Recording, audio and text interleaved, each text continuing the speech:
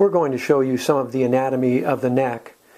Right now I've got a plastic model with just the bones of the spine and a portion of the base of the skull represented here. Now, imagine you could stand and look at someone face to face. Well, this is what you would be seeing if you were looking at their neck straight on from the front. You'd see this series of bones all stacked up one on top of each other, just like you see them here, separated by a cartilage.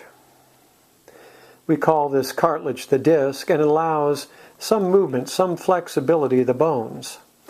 When we think of the neck moving about, really most of the flexibility comes from up here at the top, where the skull joins onto the neck. That's where so much of this movement really occurs. Although there is movement down here, it's quite a bit less than what you'd see at the top. Looking from the side at the spine, here's the view, and you can imagine looking there, staying at a person, looking straight on from one shoulder to their shoulder, and you'd see these bony processes we call the spinous processes. Those are the bones you can touch when you touch the back of your neck. These processes here. Now, running out of the brain here and running down underneath the bones comes the spinal cord. Just down like this. A portion of the bone has been removed so you can see the spinal cord here as it lays underneath this covering bone or lamina.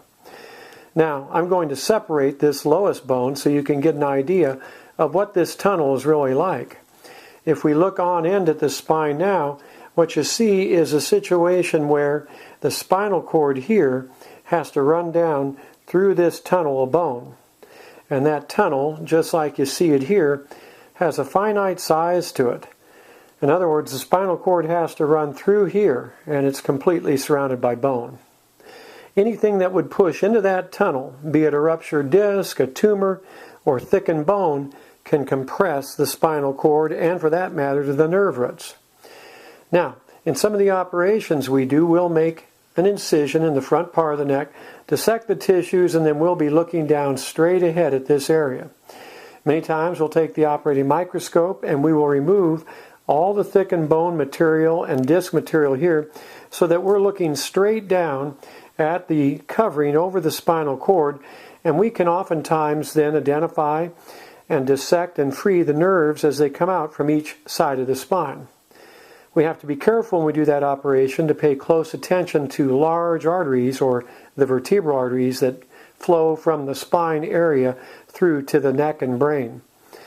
Once we've cleaned out all the disc material, taken the pressure off the nerves, that's oftentimes when we will place either an artificial disc in this area or a bone graft and plate to fuse the area.